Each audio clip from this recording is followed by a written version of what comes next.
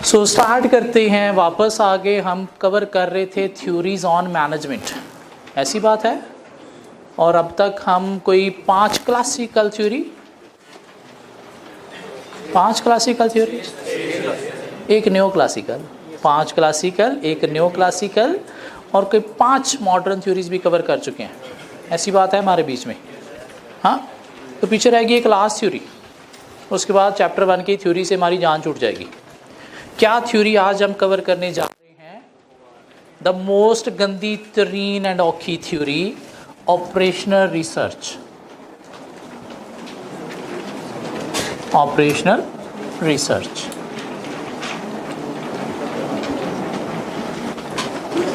OR techniques. So business को कैसे manage करना है हम ये पढ़ रहे हैं, सीख रहे हैं। सारे राइटर हमें यही बता रहे हैं, तो ये थ्योरी भी हमें बता रही है बिजनेस को कैसे मैनेज करना है, ऑपरेशनल रिसर्च। कहते हैं बाकी थ्योरीज की निस्बत ये थ्योरी जो है वो ज़्यादा लॉजिकल है। क्यों? एक्सपेरिमेंटेशन की बेस पर, रिसर्च की बेस पर ये थ्योरी बनाई गई है, तो इसलिए क्या है, ज़्यादा लॉजिकल है। और हैं क्या कोई 6-7 डिफरेंट कॉन्सेप्ट्स हैं जो बिज़नेस को मैनेज करने के लिए हमें फॉलो करने चाहिए। क्या वो 6-7 कॉन्सेप्ट हैं? उसमें एक कॉन्सेप्ट है, पहला कॉन्सेप्ट क्या है? क्या है पहला कॉन्सेप्ट? Network analysis.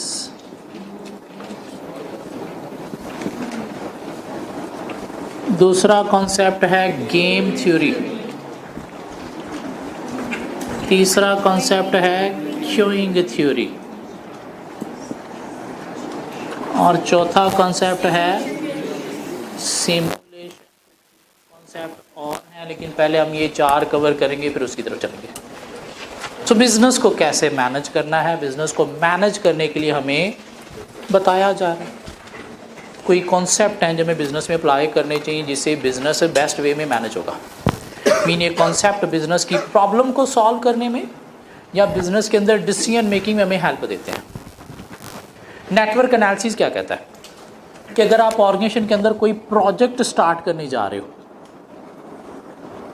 तो उस प्रोजेक्ट को कैसे मैनेज करना है, उसके ऊपर ये नेटवर्क एनालिसिस एक कॉन्सेप्ट है। ये प्रोजेक्ट क्या होता है? टास्क होता है। प्रोजेक्ट का मतलब क्या है? कोई टास्क है। मीन मैं प्रोजेक्ट पे काम कर रहा हूँ, मतलब क्या कर रहा हूँ, कोई टास्क परफॉर्म कर रहा हूँ। क्या क्या दिस मीन ऑर्गेनाइजेशन के अंदर डिफरेंट प्रोजेक्ट्स होते हैं। कोई एक्टिविटी है, कोई टास्क है।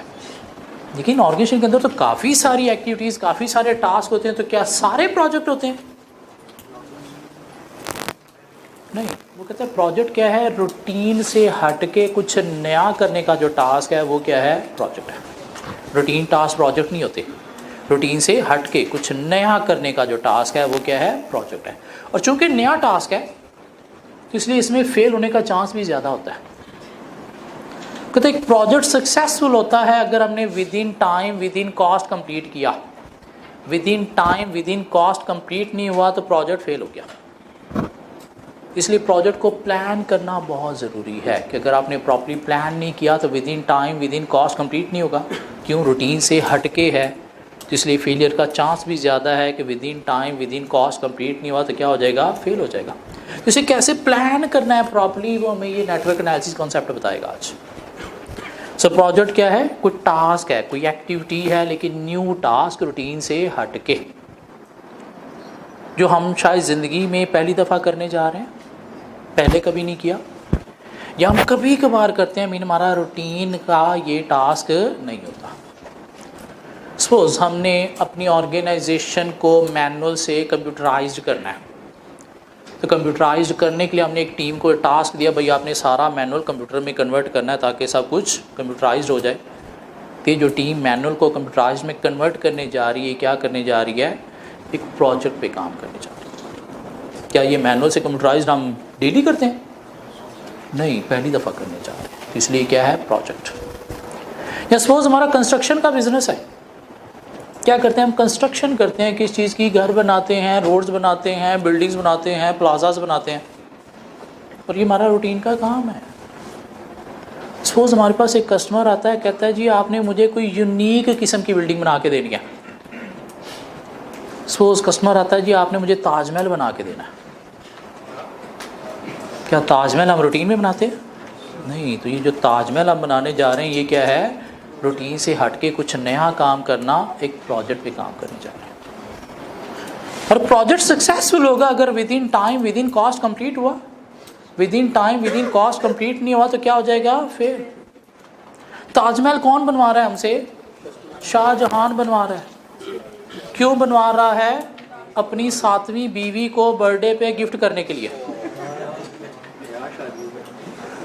तो अगर विद इन टाइम ना बना तो क्या प्रोजेक्ट सक्सेसफुल होगा? नहीं, फेल हो जाएगा, उसका पर्पस अचीव ही नहीं हुआ, बर्थडे गिफ्ट। तो इसलिए इसे प्लान करना बहुत ज़रूरी है। अगर हमने प्रॉपर्ली प्लान नहीं किया तो क्या हो जाएगा? फेल हो जाएगा। तो नेटवर्क एनालिसिस क्या कहता है कि अगर आप कोई प्रोजेक्ट स्टार्ट करने जा रहे हैं तो उसे मैनेज कैसे करना है? तो कहता है आपने प्रोजेक्ट को डिवाइड करना है इनटू डिफरेंट कंपोनेंट्स। क्या करना है? प्रोजेक्ट को डिफरेंट कंपोनेंट्स में डिवाइड करना है। ताजमहल बनाना है तो अल्टीमेटली आपने क्या करना है? कोई ग्राउंड फ्लोर बनाना है, सपोज कोई बेसमेंट बनानी है, कोई फर्स्ट फ्लोर बनाना है, आगे आपने सपोज कोई लॉन बनाना है, पार्किंग बनानी है। तो ये क्या बन गए? 4-5 एरियाज बन गए। तो क्या करना है? आपने डिवाइड करना है इनटू डिफरेंट कंपोनेंट्स। और क्या करना है? आपने हर कंपोनेंट का टाइम जो है कितना लगेगा वो इवैल्यूएट करना है। मीन बेसमेंट कैसे कितने टाइम में बनेगी, ग्राउंड फ्लोर कितने टाइम में बनेगा, लॉन कितने टाइम में बनेगा, बाकी चीज़ें कितने टाइम में बनेगी। क्यों? आपको कोई टारगेट दिया गया ना, बर्थडे पे उससे गिफ्ट करना है, तो तब तक बनाना है आपको। आपने क्या करना है? कंपोनेंट्स में डिवाइड करना है और हर कंपोनेंट के कंप्लीट होने का टाइम कंसीडर करना है। कैसे? Latest earliest start and finish time को कंसीडर करते हुए। मीन ये पार्ट कब जल्दी से जल्दी स्टार्ट किया जा सकता है, इसमें कितने को पॉसिबल डिलेज आ सकते हैं, वो सारी चीज़ें आपने पहले से कंसीडर करनी है। और क्या करना है? उसके बाद आपने एक ऑर्डर सेट करना है कि पहले मुझे क्या करना है। पहले फर्स्ट फ्लोर बनेगा, ग्राउंड फ्लोर बनेगा? पहले ग्राउंड फ्लोर बनेगा या पहले बेसमेंट बनेगी? पहले आपने लॉन बनाना है या बिल्डिंग खड़ी करनी है? लॉन खड़ा करके उसके अंदर से सारी मटेरियल लेके आओगे। हाँ, देखा ना, अभी गलती होगी थी ना, लॉन पहले बना लिया, बाद में फिर बनाना पड़ेगा, तो उससे क्या हो जाएगा? डिलेज आ जाएंगे। क्या ख्याल है? तो नेटवर्क एनालिसिस कहता है क्या है कि आपने क्या करना है? डिवाइड करना है प्रोजेक्ट को डिफरेंट कंपोनेंट्स में, इवैल्यूएट करना है time each component need to complete. कैसे? By considering latest earliest start and finish time. और क्या करना है? ऑर्डरिंग करनी है कंपोनेंट्स की। ये करने का फ़ायदा क्या होगा कि इससे आपको हेल्प मिलेगी एक क्रिटिकल पाथ आइडेंटिफाई करने में। क्रिटिकल पाथ बोलते हैं सक्सेसफुल प्लान को। इनसे आप प्रॉपर एक प्लान सेट करोगे, इससे आपको हेल्प मिलेगी किस चीज़ की? प्रोजेक्ट को कंट्रोल करने की भी, कि वाकई वैसे वैसे चल रहा है या नहीं चल रहा जैसे हमने प्लान किया था। इससे प्रोजेक्ट के अंदर अगर कोई डिलेज हैं तो वो भी पहले से आइडेंटिफाई हो जाएंगे। उसके अंदर अगर कोई कंजेशंस मीन प्रॉब्लम्स हैं तो वो भी पहले से हर्डल्स आइडेंटिफाई हो जाएंगे। क्यों? अगर आपने ये प्लानिंग नहीं की तो प्रोजेक्ट में क्या क्या डिलेज आ सकते हैं, क्या क्या प्रॉब्लम आ सकती हैं, वो पहले से प्लान नहीं थी, और अगर बीच में आ गई तो प्रोजेक्ट क्या हो जाएगा? फेल हो जाएगा। सो नेटवर्क एनालिसिस क्या कह रहा है कि अगर प्रोजेक्ट में, बिजनेस में कोई प्रोजेक्ट मैनेज करना है तो कैसे मैनेज करना है। तो 4 पॉइंट में उसने बता दिया। क्या? Identifying different components of the project, evaluate time each component need to complete. कैसे? By considering latest earliest start and finish time, और ऑर्डरिंग द कंपोनेंट। क्यों करना है ये नीचे उसने बता दिया। To identify the critical path for the project. Critical path का मतलब क्या है? सक्सेसफुल प्लान आइडेंटिफाई करने के लिए। क्यों करना है ये? In it can be use as foundation for planning resource for audit. Audit बोलते हैं कंट्रोल को, किससे? रिसोर्सेज को कंट्रोल करने में आपको हेल्प मिलेगी। क्यों करना है ये? It help to plan the pathway for work in a cost effective manner. किससे? प्रोजेक्ट को विद इन कॉस्ट कंप्लीट करने में हेल्प मिलेगी। क्यों करना है? किससे आइडेंटिफाई होंगे क्या? बॉटलनेक्स। बॉटलनेक्स बोलते हैं हर्डल्स को, और स्लैक बोलते हैं डिलेज को। इससे क्या होगा? आपको पता चलेगा प्रोजेक्ट के अंदर क्या क्या हर्डल्स आ सकती हैं, क्या क्या पॉसिबल डिलेज आ सकती हैं। तो सारी चीज़ें आप पहले देख के प्लान करके चलोगे तो ये चीज़ें आपके प्रोजेक्ट में नहीं आएंगी, तो प्रोजेक्ट सक्सेसफुल हो जाएगा। तो क्या करना? हमें ये 8 पॉइंट लर्न करने। नेटवर्क एनालिसिस क्या है? Identifying different components of the project, evaluate time each component need to complete by considering या identifying latest earliest start and finish time each component need to complete, ordering the component. क्यों?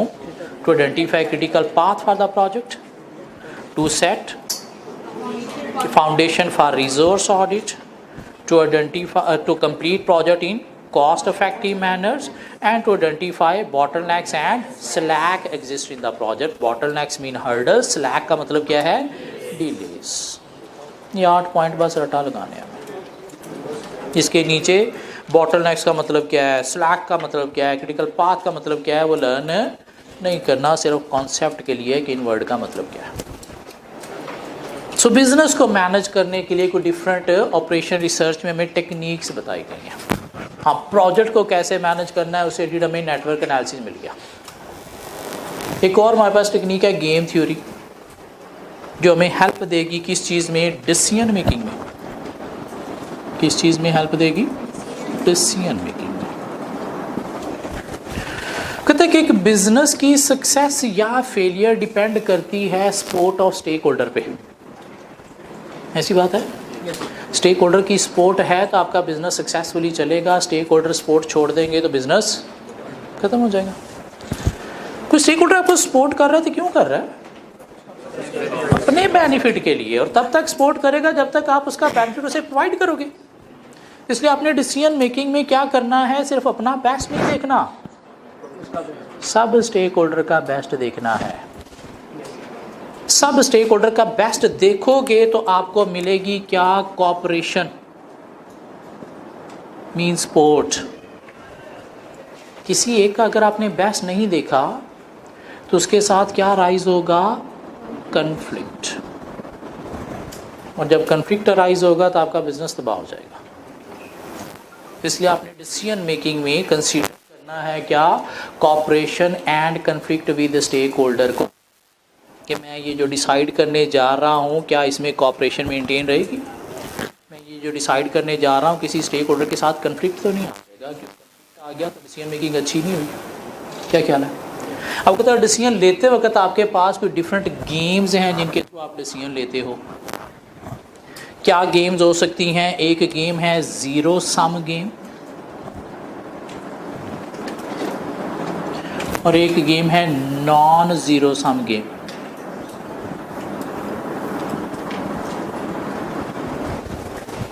Zero sum game क्या है कि एक तरफ है zero और एक तरफ है कोई सम। मतलब क्या हुआ कि डिसीजन लेते वक्त आपने अपना बेस्ट देख लिया, स्टेक होल्डर को क्या प्रोवाइड किया? ठेंगा। तो क्या सपोर्ट मेंटेन रहेगी? कोऑपरेशन मिलेगी या कन्फ्लिक्ट आएंगे? कन्फ्लिक्ट आएंगे तो आपको इस पे डिसीजन नहीं लेने। बिजनेस के अंदर जीरो सम गेम पे डिसीजन नहीं लेने। क्या आपने अपनी तरफ सम ले लिया, स्टेक होल्डर को क्या प्रोवाइड किया? जीरो प्रोवाइड किया, तो क्या राइज होगा? कन्फ्लिक्ट, कोऑपरेशन खत्म, तो बिजनेस तबाह हो जाएगा। ये जीरो सम गेम किसका स्ट्रैटेजीज होती हैं? मिलिट्री की स्ट्रैटेजीज होती हैं, बिजनेस की।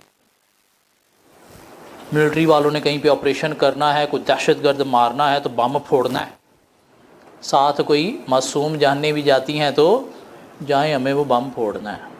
क्या देख रहे होते हैं? सिर्फ अपना बेस्ट, किसी और का बेस्ट नहीं। ये वार बिहेवियर है, बैटल बिहेवियर है। इससे क्या होगा? आपकी स्टेक होल्डर के साथ जंग छिड़ जाएगी। इसलिए आपने क्या करना है? इसे अवॉइड करना है। आपने डिसीजन लेने हैं जीरो सम पे नहीं, नॉन ज़ीरो सम। नॉन ज़ीरो सम का मतलब क्या है कि दोनों साइडों पे कुछ ना कुछ सम होना चाहिए, कहीं पे भी ज़ीरो नहीं होनी चाहिए।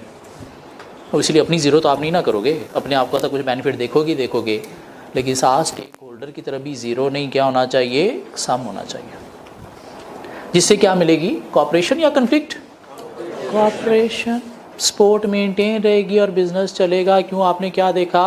Economic good for all the party. Economic good mean profit आपने देखा सबका। स्पेशली जब बार्गेनिंग करने जा रहे हो कस्टमर के साथ तो आपने क्या करना है? अपने बेनिफिट के साथ उसे भी बेनिफिट प्रोवाइड करना है।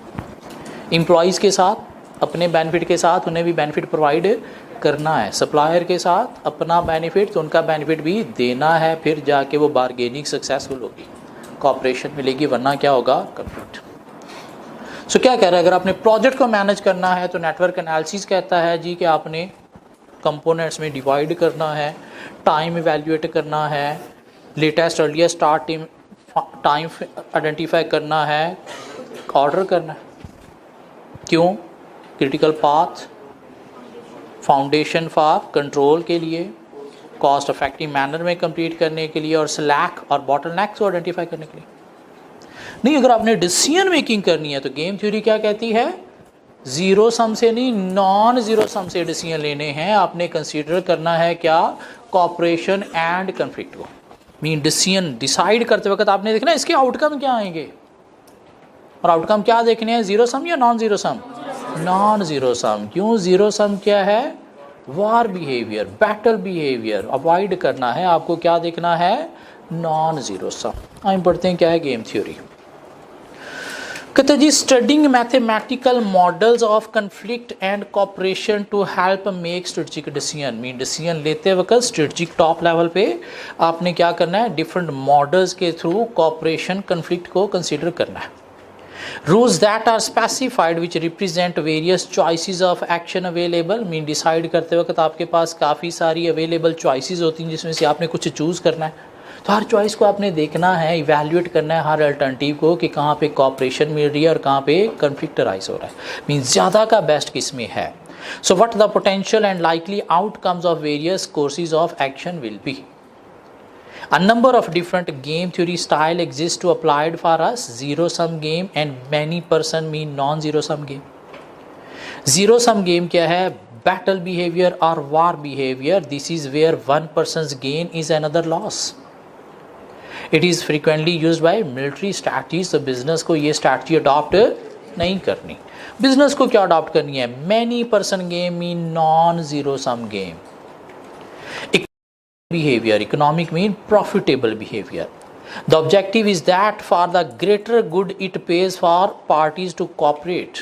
Greater good for parties to cooperate mean सिर्फ अपना good नहीं, greater सबका good देखना है। For example, especially in a bargaining situation. बस यहाँ तक लर्न करना है, नीचे एक छोटा सा कांटा लगा दें, वो नहीं हमें पढ़ना। So क्या कहती है गेम थ्योरी कि आपने मैथमेटिकल मॉडल के थ्रू कंसीडर करना है क्या, कॉपरेशन एंड कन्फ्लिक्ट। क्या ख्याल है, वाइल मेकिंग डिसीजन आपके पास क्या है, डिफरेंट चॉइसेस, तो आपने क्या करना है, likely outcome of the decision consider करने हैं। और दो तरह की गेम्स हैं आपके पास, zero sum game, war behaviour, battle behaviour, where one person gain is another loss and frequently used by military strategies. Many person, non zero sum game, economic behaviour, greater good for all the parties to cooperate, especially in bargaining situation. So operation research है क्या, कुछ techniques हैं जो business को manage करने में हमें help देंगी। प्रोजेक्ट बिजनेस में मैनेज करना है तो नेटवर्क एनालिसिस हमें बता रहा है कैसे मैनेज करना है। डिसीजन मेकिंग करनी है अच्छे वे में, सबका बेस्ट देखते हुए, तो गेम थ्योरी हमें बता रही है कैसे डिसीजन है, जीरो सम नहीं, कैसे करनी है, नॉन जीरो सम। एक और टेक्निक हमारे पास आ गई, क्यूइंग थ्योरी। क्यूइंग थ्योरी क्या है, क्यू का मतलब क्या होता है, लाइन, कतार, जिसकी वजह से सम टाइम वेट भी करना पड़ता है, डिलेज आते हैं। क्या ख्याल है, तो क्यूइंग थ्योरी कहने का चाह रही है कि बिजनेस के अंदर भी काफ़ी सारी जगहों पे लाइनें लगती हैं जिसकी वजह से आपके प्रोसेस जो है वो इनएफिशिएंट होते हैं। तो आपने क्या करना है, अपने इस प्रोसेस को थोड़ा सा एनालाइज करना है, प्रेडिक्ट करने हैं कंजेशंस मीन हर्डल्स क्या आ रही हैं, ब्लॉकेजेस क्या आ रहे हैं, क्यों डिले हो रहा है, कैसे इनको ख़त्म किया जा सकता है, और प्रॉपर्ली एनालाइज करके उन चीज़ों को ख़त्म करना आपने। कि डिलेस, कंजेशंस मीन ब्लॉकेजेस की रीजंस आपने आइडेंटिफाई करनी है, उनको एनालाइज करके प्लान करना है। पर्पस क्या है, प्रोसेस को क्विकर मीन एफिशिएंट बनाना। ये आजकल हम डिफरेंट मोबाइल ऑपरेटर कंपनी को कॉल करते हैं, कोई भी इंफॉर्मेशन लेनी हो, कॉल मिलाते ही कॉल जाती है एक कैसेट के पास जहाँ पे एक बीबी बोल रही होती है कि आपको ये इन्फॉर्मेशन चाहिए तो 1 प्रेस करें, ये इन्फॉर्मेशन चाहिए तो 2 प्रेस करें, ये चाहिए तो 3 प्रेस करें, हाँ ऑपरेटर से बात करनी है तो 0 प्रेस करें। ऐसे होता है। आज से कुछ साल पहले क्या होता था, जब नया नया मोबाइल आया था, जो भी कॉल मिलाते थे सीधी ऑपरेटर के पास जाती थी और लोग क्या करते थे, कॉल मिला के घंटा घंटा कान के साथ लगा होता है ऑपरेटर बिजी है, ऑपरेटर बिजी है। कई लोग कॉल मिला के रख दिया करते थे, आधे घंटे बाद अब देखेंगे, क्यों, तब तक तो मिलनी नहीं है। जो ज़्यादातर लोग क्या करते थे, रात को ऑपरेटर से बात किया करते थे अगर कोई इन्फॉर्मेशन चाहिए। क्यों? ऑपरेटर के पास कॉल्स का प्रेशर जो है कम होगा। क्यों कम होगी? तो कॉल जल्दी मिल जाएगी। और ये कस्टमर के लिए मुसीबत है। क्या ख्याल है, कोई इन्फॉर्मेशन चाहिए तो इतनी देर अब कॉल मिला के बैठे रहो, कॉल के चार्जेस भी आपको पड़ रहे हैं। तो ये मोबाइल फ़ोन कंपनी ने क्या किया, इन्होंने देखा कि ये क्यू को ख़त्म कैसे किया जा सकता है, एनालाइज किया इस ऑपरेशन को, और उन्होंने देखा कि ज़्यादातर कस्टमर की ये कॉमन जो है वो इश्यूज़ होते हैं। जी मुझे नया नंबर ऐड करना है, फ्रेंड एंड फैमिली कैसे करूं? अच्छा मुझे जो है इंटरनेट पैकेज की डिटेल बताएं क्या क्या है, नहीं मुझे एसएमएस पैकेज की डिटेल बताएं, नहीं आपके पास वीकली बंडल कौन से हैं। और ज़्यादातर कस्टमर की यही कॉमन इश्यूज़ होते हैं जो उन्होंने पूछने हैं। तो उन्होंने क्या किया, ये जो कॉमन इश्यूज़ हैं ज़्यादातर कस्टमर के, इसके लिए एक बीबी की कैसेट रिकॉर्ड करवा के वो चला दी, ताकि जिसके ये कॉमन मसले हैं वो ऑपरेटर के पास नहीं जाएंगे, वो ऑटोमेटिकली रिजॉल्व हो गए। हाँ ऑपरेटर के पास क्या जाएंगी, गंभीर किस्म के जो मसले हैं सिर्फ वही जाएंगी। मतलब क्या हुआ, उसके पास क्यू कम हो गई, और कम होने से क्या हुआ, आपका प्रोसेस क्विक हो गया। ये क्या है, क्यूइंग थ्योरी की एप्लीकेशन है। क्यूइंग थ्योरी भी क्या कहती है कि आपने अपने प्रोसेस को एनालाइज करना है कि उसमें अगर कोई डिलेज आ रहे हैं, कोई हर्डल्स आ रहे हैं तो उनको प्रेडिक्ट करना है, एनालाइज करना है। पर्पज़ क्या है, प्रोसेस को क्विकर बनाना। ये आजकल हम डॉक्टर के पास जाते हैं, क्या ख्याल है, टाइम लेके जाते हैं, उसके बावजूद 3-3 4-4 घंटे वहाँ पे बैठना पड़ जाता है। क्यों? डॉक्टर साहब के पास कोई मरीज़ जाएगा तो उसे उन्होंने सेटिस्फाई करना है, सेटिस्फाई नहीं किया तो दोबारा नहीं आएगा। मरीज़ जाएगा, अच्छा जी पहले उसका वेट चेक करेंगे, फिर उसका बीपी चेक करेंगे, फिर उसका देखेंगे क्या इश्यूज़ हैं, अच्छा पास में आपने क्या खाया था, मसला क्या है, पहले कब चेक करवाया था, वो सारी चीज़ें उन्होंने इन्फॉर्मेशन लेनी है उसे। फिर जाकर उन्होंने देखना अच्छा इसे क्या मसला है और क्या इसे मेडिसिन दी जा सकती है। तो उतनी देर में शायद एक मरीज़ पे होने को 15-20 आधा घंटा लग जाता है, और बाहर लाइनें लगी पड़ी हैं। तब डॉक्टर ने क्या किया, बाहर एक अपना हेल्पर बिठा दिया, भाई जो भी पेशेंट आए तूने क्या करना है, मेरे पास अंदर भेजने से पहले ही उसका वेट भी चेक कर लेना है, उसका टेम्परेचर भी चेक कर लेना है, उसका बीपी भी चेक कर लेना है, उसने पहले क्या क्या मेडिसिन खाई है, पहले कब कब आया था, वो सारा कुछ आपने एक पेज पे लिख के साथ भेजना है। जिससे क्या होगा, डॉक्टर को ये अंदर जाते ही काम करना पड़ेगा नहीं, तो मरीज़ क्या हो जाएगा, क्विकली चेक हो जाएगा। ये क्या किया उन्होंने, अपने प्रोसेस को देखा कि कैसे हम क्विकर बना सकते हैं, और उसको क्विकर बनाने के लिए उन्होंने बाहर एक हेल्पर को बिठा दिया, भाई ये चीज़ें तूने करनी है। तो ये क्या है, क्यूइंग थ्योरी की एप्लीकेशन है। तो क्यूइंग थ्योरी कहना क्या चाह रही है कि अगर बिज़नेस के अंदर कहीं भी क्यू लग रही है, मीन कोई डिलेज आ रहे हैं, तो आपने वो डिलेज आने के पीछे देखना है रीजंस क्या है, उनको एनालाइज करना है और उनको ओवरकम करना है। पर्पस क्या है, प्रोसेस को क्विकर बनाना। क्विकर मीन एफिशिएंट बनाना। क्यों? जितनी एफिशिएंसी होगी उतना ही आपका प्रॉफिट इंक्रीज होगा। सो क्या है queuing theory? It is the use of mathematical methods for analyzing and predicting the delays and congestions. Congestions mean hurdles of waiting and queuing. The objective is to improve the process to make it quicker. इसकी application कहाँ पे है? Improving traffic flow. ये आजकल हम road पे जाते हैं, सिग्नल्स के ऊपर कहीं पे टाइमिंग भी आ रही होती है, यहाँ से पता चलता है कितने सेकंड के बाद अब ये ग्रीन होगा, ऐसी बात है। और कितने सेकंड ये ग्रीन रहेगा वो टाइम भी आ रहा होता है, कितने सेकंड के बाद इसने रेड हो जाना है। उसमें आपने नोट किया होगा कि किसी एक साइड से ग्रीन सिग्नल 1 मिनट ग्रीन रहता है, किसी एक साइड से ग्रीन सिग्नल 30 सेकंड के लिए ग्रीन होता है, और किसी एक साइड से ग्रीन सिग्नल जस्ट 15 सेकंड्स के लिए ग्रीन होता है, उसके बाद रेड हो जाता है। ये क्या किया उन्होंने, क्यूइंग थ्योरी को अप्लाई किया। उन्होंने देखा कि जिस साइड से ट्रैफिक का फ्लो ज़्यादा आता है वहाँ पे ग्रीन सिग्नल हमें 30 सेकंड 1 मिनट ग्रीन रखना है। क्यों? 1 मिनट में ही सारी ट्रैफिक गुजर सकती है।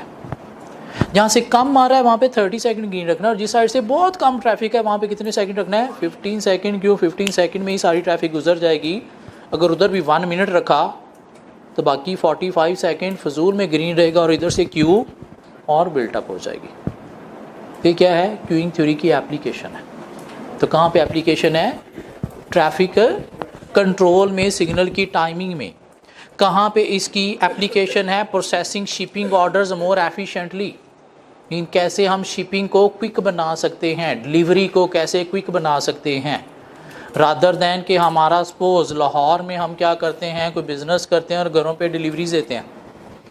सपोज पिज़्ज़ा हट है हमारा और हम क्या करते हैं? डिलीवरी देते हैं। अब अगर सारी डिलीवरीज हमारी एक ही ब्रांच से होंगी, ब्रांच है सपोज हमारी गार्डन टाउन में, ऑर्डर आ गया बैरिया टाउन से, तो क्या गार्डन टाउन से ही हमें डिलीवरी करनी चाहिए? बैरिया टाउन की बैरिया टाउन से करनी चाहिए? बैरिया टाउन से करनी चाहिए, ताकि वो एरिया वाइज अगर हम डिलीवरीज करेंगे तो उससे क्या होगा? शिपिंग क्विक होगी। तो ये भी क्या है? एप्लीकेशन है किस चीज़ की? क्यूइंग थ्योरी की। ये एप्लीकेशन कहाँ पे है? रिड्यूसिंग द एवरेज टाइम पर call in a service department और कॉल सेंटर। जो टेलीकम्युनिकेशन कंपनी को हम कर रहे हैं, क्या ख्याल है? वो कॉल सेंटर में कॉल जा रही है तो एवरी टाइम कैसे कंट्रोल करना है कि जो कॉमन इश्यूज़ हैं उसके लिए ये कैसेट चला दो।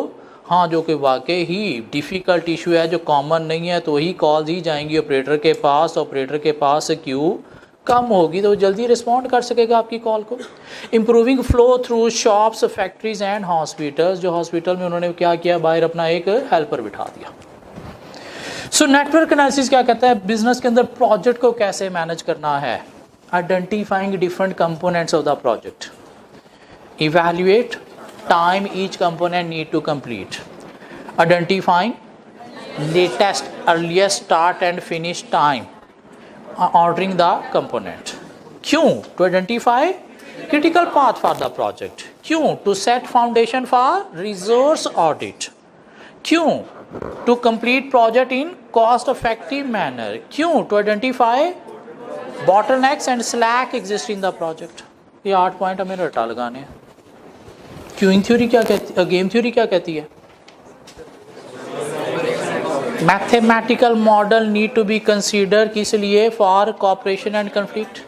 देर are various alternative choices available for making decision. तो करना क्या आपने? Consider outcome of the each decision. And there are many games for making decision like zero sum, non zero sum. Zero sum game क्या है? War behaviour, battle behaviour, where one person gain is another loss, frequently used by military strategies. Non zero sum game क्या है? Economic behaviour, greater good for all the party to cooperate specially in bargaining situation. Queuing theory क्या कहती है? क्या करना है आपको? Delays, congestion जो है वो एनालाइज, प्रेडिक्ट करने हैं इनटू प्रोसेस। पर्पस क्या है? To make the process quicker. Application कहाँ पे है? Improving traffic flow, shipping more efficiently in factories, reducing average call time in a call center, and lastly improving flow in a hospital, factories, shops. Simulation क्या कहता है? So different techniques हैं business के अंदर कैसे हमने अप्लाई करनी है, प्रोजेक्ट को कैसे मैनेज करना है, नई डिसीजन मेकिंग में क्या करना है, नई डिलेज को कैसे ख़त्म करना है। ये सिमुलेशन का मतलब क्या होता है? कॉपी, आर्टिफिशियल कॉपी या मॉडल को नाम दिया जाता है सिमुलेशन का। ये जो हम वीडियो गेम्स खेलते हैं ना, इधर से ब्रायन लारा बैटिंग कर रहा है, आप बॉलिंग कर रहे हो, ये क्या है? ओरिजिनल का एक कॉपी या मॉडल, इसको भी सिमुलेशन बोला जाता है। सो सिमुलेशन कॉन्सेप्ट कहना क्या चाह रहा है कि अगर आप बिजनेस में कोई काम करने जा रहे हो तो एक्चुअल करने से पहले क्या करो? उसका एक मॉडल कॉपी बना लो, उस पे एक एक्सपेरिमेंट परफॉर्म करके देखो। अगर कोई इश्यूज़ हैं तो एक्चुअल जाने से पहले आप उनको रिजॉल्व कर लो। पहले उसका एक सैम्पल बना लो, मॉडल बना लो, उस पर एक्सपेरिमेंट परफॉर्म करो, ताकि अगर कोई एक्चुअल में इशू आने हैं तो एक्चुअल में आने से पहले ही आप क्या करो, रिजॉल्व कर लो। ये क्या है, सिमुलेशन कॉन्सेप्ट। ये मिलिट्री वाले मिसाइल बनाते हैं, क्या ख्याल है, उसको चलाना है कब ये नहीं पता, लेकिन उससे पहले उसका एक तजर्बा करते हैं। वो जो तजर्बा है वो क्या है, सिमुलेशन, कि वाकई ही ये चलने के काबिल है या नहीं। फिर जाके हम उसे सेव कर लेंगे अपने पास, हाँ भाई ये मिसाइल हमने बना लिया। ये फार्मास्यूटिकल कंपनी कोई भी मेडिसिन बना किसी बीमारी के लिए, लेकिन उसका कोई रिएक्शन भी हो सकता है, तो कहीं वाकई रिएक्शन हो तो नहीं रहा, किसी बंदे को तो नहीं खिलाएंगे, क्या करेंगे, एनिमल्स के ऊपर उसकी पहले टेस्टिंग करेंगे, ताकि अगर कोई रिएक्शन हो रहा है तो हम क्या करें, उससे रिलेटेड इसको ठीक कर लें। तो ये जो एनिमल्स के ऊपर टेस्टिंग हो रही है, ये क्या है, सिमुलेशन। ये जो लोग डॉक्टर बनते हैं, ये बंदों की चीर फाड़ करने से पहले किसकी चीर फाड़ करते हैं, मेंढक की। कि अगर चीर फाड़ करते हैं, इनको उल्टियाँ आती हैं, ये चकरा के गिर जाते हैं, तो अभी पता चल जाए, क्या ख्याल है। तो इसलिए ये जो मेंढक का ऑपरेट इनसे करवाया जा रहा है, ये भी क्या है, सिमुलेशन के एक्चुअल में जाने से पहले, बंदे की चीर फाड़ करने से पहले एक मॉडल एक्सपेरिमेंट परफॉर्म कर लिया कि कहीं इनके हाथ तो नहीं कांपते, इनको कहीं उल्टी तो नहीं आ जाती चीर फाड़ करके। ये क्या है, सिमुलेशन। ये गवर्नमेंट कोई भी रोड बनाती है तो जनरल पब्लिक के लिए खोलने से पहले क्या करती है, उसके ऊपर काफ़ी सारी ट्रैफिक गुजार के देखती है कि वाकई ये रोड या पुल जो है वो स्टेबल है या नहीं। और जब पता चलता है कि हाँ वाकई ही ये स्टेबल है, उसके बाद जनरल पब्लिक के लिए उसे खोला जाता है। तो ये जो आपने काफ़ी सारी ट्रैफिक ऊपर से गुजार के देखा, ये क्या है, सिमुलेशन। ये कंपनीज डिफरेंट सॉफ्टवेयर यूज़ करती हैं। ये सॉफ्टवेयर बनते ही मार्केट में नहीं आ जाता, वेबसाइट बनते ही जनता के लिए नहीं खुल जाती। क्या करते हैं, पहले उसकी टेस्टिंग होती है, उस पर डमी ट्रांजैक्शन परफॉर्म की जाती हैं, और जब इंश्योर हो जाता है कि हाँ इसके अंदर कोई मसला नहीं है, फिर उसे इम्प्लीमेंट किया जाता है। तो ये जो डमी ट्रांजैक्शन उस पर परफॉर्म की जा रही हैं, ये क्या है, सिमुलेशन। पर्चा देने से पहले हम एक मॉक देते हैं, जिससे हमें पता चलता है कि 3 घंटे हम ये टैकल करने के काबिल हैं या नहीं, हमारी तैयारी ठीक है या नहीं। तो ये जो मॉक है, ये क्या है, एक मॉडल एक्सपेरिमेंट बिफोर पर्चा मीन सिमुलेशन। तो सिमुलेशन कॉन्सेप्ट कहना क्या चाह रहा है कि बिजनेस में कोई भी चीज़ करने जा रहे हो, कोई चीज़ बनाने जा रहे हो, तो क्या करो, पहले उसका एक मॉडल एक्सपेरिमेंट परफॉर्म करो, ताकि आप फ्यूचर बिहेवियर को प्रॉपर्ली एनालाइज कर सको, उसमें कोई इश्यूज हैं तो उनको रिजॉल्व कर सको। कहाँ से स्टार्ट हुई थी सिमुलेशन, स्टार्ट हुई थी ये मॉन्टी कार्लोस से। पहला एटम बम बनाया था एक बंदे मॉन्टी कार्लोस ने, एटम बम बन गया, लेकिन ये कितना एरिया, कितना डिस्टेंस कवर कर सकता है, क्या किया गया, एक एक्सपेरिमेंट उसे फाड़ के देखा गया कि इसकी रेड्स कितने एरिया को कवर कर रहे हैं। वो जो फाड़ के एक्सपेरिमेंट किया गया वो क्या था, सिमुलेशन। तो क्या कहना क्या चाह रहा है कि कोई भी काम करने से पहले, एक्चुअल जाने से पहले एक मॉडल एक्सपेरिमेंट परफॉर्म करो, ताकि एक्चुअल में जाने से पहले या बिहेवियर को प्रेडिक्ट कर सको, मीन कोई इश्यूज हैं तो उनको एनालाइज कर सको। So simulation, building a model that represent a real system, then conducting experiment on the model, understanding the behaviour and evaluating different strategies for operating the system. इन आप बिहेवियर को understand कर लोगे और डिफरेंट स्ट्रैटेजीज अडॉप्ट कर लोगे कि कैसे इसको सक्सेसफुली लेके जाया जा सकता है। Adjusting input parameter to test different hypotheses, sometimes called what if scenario, mean उसमें और क्या क्या अच्छी चीज़ें हो सकती हैं, आप वो चीज़ें भी पहले से एडजस्ट कर सकते हो। And predicting future behaviour prior to making an informed strategic decision, और एक्चुअल जाने से पहले ही आपने क्या किया, प्रेडिक्ट कर लिए आउटकम के क्या क्या आएंगे, फेवरेबल होंगे या अनफेवरेबल। तो क्या करना है, एक मॉडल बिल्टअप करना है that represent the real system, और उस पर एक्सपेरिमेंट परफॉर्म करना है। सेकेंडली क्या करना है, आपने अंडरस्टैंड करना है बिहेवियर को prior to making strategic decision. Thirdly adjust करना है इनपुट पैरामीटर्स को, और फोर्थली प्रेडिक्ट करना है future behaviour prior to making informed decision. Application कहाँ पे है? It is now one of the most widely used operation research technique which first became popular in the 1940s When Monte Carlo simulation was used to simulate atomic bomb rates, Monte Carlo was the code name. It is now found almost everywhere including computer system, for example database management and networks. Mean कोई भी software बनता है तो पहले dummy transaction के through उसकी testing होती है. Manufacturing for example material handling, mean पहले एक सैम्पल प्रोडक्ट बनाई जाती है जिसके थ्रू देखा जाता है इसमें कितना मटेरियल कितनी लेबर यूज़ हो रही है, फिर जाके आप प्रोडक्शन स्टार्ट करते हो. इसके अलावा government for example traffic control, पुल बना के पहले गाड़ियाँ गुजार के देखा जाता है कि वाकई ही कंट्रोलेबल ये है या नहीं है. And business for example cash flow analysis, या बिजनेस में भी डिफरेंट सिस्टम जो हैं एक्चुअल इंप्लीमेंट करने से पहले क्या किया जाता है, मॉडल एक्सपेरिमेंट परफॉर्म किया जाता है. सो क्या है ऑपरेशन रिसर्च, कुछ डिफरेंट एनालिटिकल टेक्निक्स जो यूज़ होती हैं बिजनेस में फॉर प्रॉब्लम सॉल्विंग या फिर डिसीजन मेकिंग में. प्रोजेक्ट को मैनेज करना है तो उसके ऊपर नेटवर्क एनालिसिस है. नहीं, डिसीजन मेकिंग बेस्ट वे में कैसे करनी है, कंजेशंस डिले को कैसे अवॉइड करना है, नहीं एक चीज़ जो करने जा रहे हैं उसको सक्सेसफुल कैसे बनाना है. हमारी बुक के अंदर एक सिमुलेशन की एग्जांपल भी अच्छी सी उसने दी हुई है, लंदन हीथ्रो एयरपोर्ट. चूंकि हमारी ये जो बुक्स हैं, ICAP ने जो भी हमें बुक्स दी हुई हैं, ये सारी की सारी बुक्स कॉपी की गई हैं ICAEW ACCA से, क्योंकि हम पाकिस्तानी लोग कॉपी करने में बहुत ज़्यादा माहिर हैं.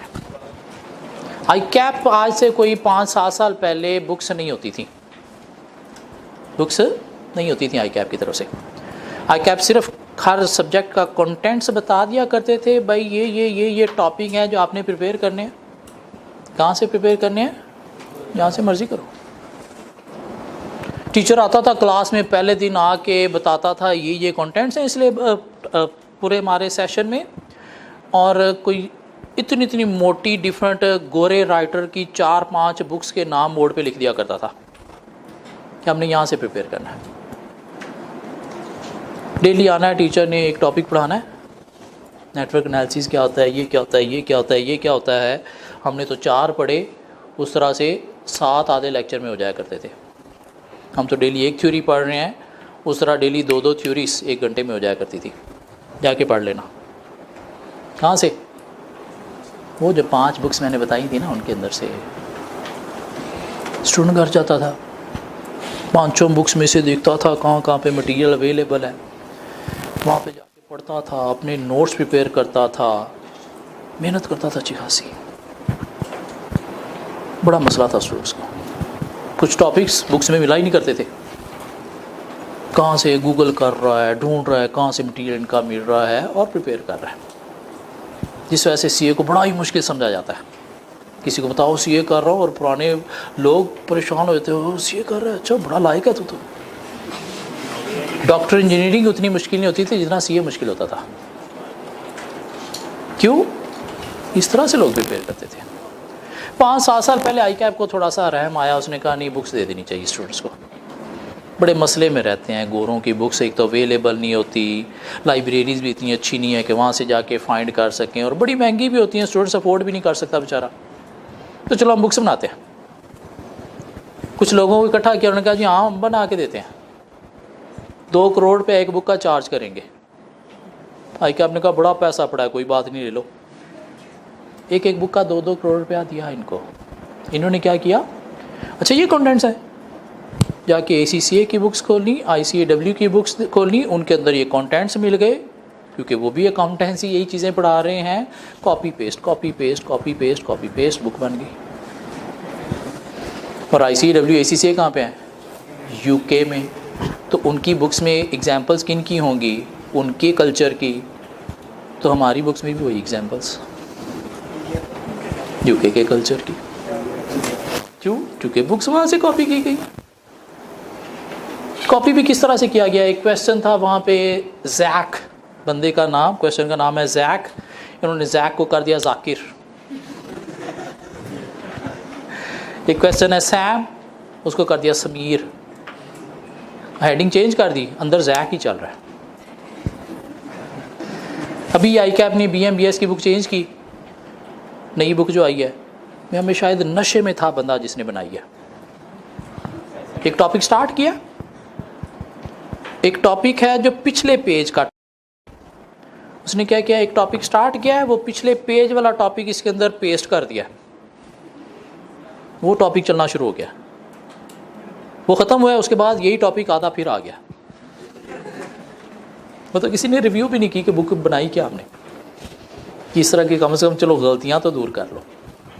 अब स्टूडेंट के पास जाएगी, स्टूडेंट ये टॉपिक स्टार्ट हुआ है, बीच में कुछ और स्टार्ट हो गया जो रेलेवेंट है ही नहीं उसके साथ, वो ख़त्म हुआ, उसके बाद फिर वही टॉपिक स्टार्ट हो गया।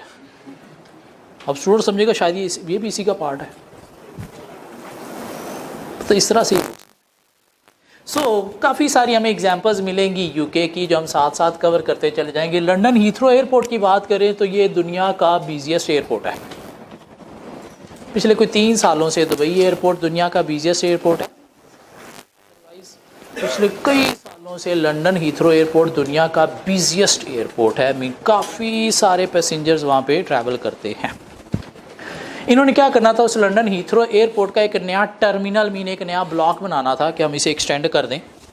क्यों, ट्रैफिक बहुत ज़्यादा होती है, लोग बहुत ज़्यादा होते हैं, बड़ा रश हो जाता है, तो इसका एक नया ब्लॉक बनाते हैं, मीन नया टर्मिनल बनाते हैं। अब टर्मिनल बन गया, लेकिन उसे जनता के लिए खोलने से पहले इन्होंने क्या किया, उस पर अप्लाई की सिमुलेशन। क्या किया, वहाँ पे काफ़ी सारे लोगों को इकट्ठा किया और देखा कि कहाँ कहाँ पे लोगों की ज़्यादा क्यूज़ लग रही हैं। एयरपोर्ट पे लोगों की क्यू लगती है, एक जब आपने ट्रैवल करना है तो बोर्डिंग पे आपको लाइनों में लगना पड़ता है बोर्डिंग पास लेने के लिए। एक इमिग्रेशन पे आपको लाइनों में लगना पड़ता है अपनी स्टैंप लगवाने के लिए पासपोर्ट के ऊपर। वापसी पे आपको बैग कलेक्ट करने वक्त लाइनों में लगना पड़ता है। तो उन्होंने काफ़ी सारे लोगों को इकट्ठा किया और वहाँ से एनालाइज किया कि ज़्यादा क्यू कहाँ पे लग रही है, और देखा हाँ यहाँ पे ज़्यादा लग रही है, यहाँ पे कम लग रही है, तो यहाँ पे कम लग रही है वहाँ पे हेल्प डेस्क कम रखे, जहाँ पे ज़्यादा लग रही है वहाँ पे अपनी प्लानिंग अगर कम थी हेल्प डेस्क की तो वहाँ पे ज़्यादा बढ़ा दिए, हेल्पर ज़्यादा खड़े कर दिए, और जब जनरल पब्लिक के लिए ओपन हुआ तो बड़ा ही सक्सेसफुली ऑपरेट किया। ठीक है, हमारे पास एक एग्जांपल भी है सिमुलेशन की ऑन पेज 16। स्टार्ट में ऊपर एक डब्बा मिलता है, operation research example simulation opening the new terminal 5 at London Heathrow Airport. Large number of people was used to simulate passenger traffic for forecast a busy day. It involves a test check-in queue, visa processing, immigration control and baggage system. Mean जहाँ पे queue लगती है. So management analyze the operation in order to modify them if needed. Subsequently, when it opened to the public, all significant operational issues were avoided. तो examiner कह सकते हैं कि नहीं आप जो है वो कोई अच्छी एग्जांपल दें सिमुलेशन की, कोई अच्छी एग्जांपल अगर हमें नहीं बन रही तो हम ये दे देंगे, और ये देने से तो पेपर चेक करने वाला और हैप्पी हो जाएगा, क्यों बुक के अंदर से उसे चीज़ मिल गई। सो क्या लर्न क्या करना है हमने, ये 4 टेक्निक्स लर्न करनी है। 8 पॉइंट नेटवर्क एनालिसिस के, 3 पॉइंट गेम थ्योरी के, और ये 2 टाइप्स ऑफ गेम एक्सप्लेन करनी आनी चाहिए। क्विंग थ्योरी के 3 पॉइंट के 2 पॉइंट और नीचे 4 एप्लीकेशन। सिमुलेशन के 4 पॉइंट और नीचे 4 एप्लीकेशन। बाकी 3 टेक्निक्स और हैं, क्या हैं, कल कवर करके ऑपरेशन रिसर्च को वाइंड अप करेंगे। नहीं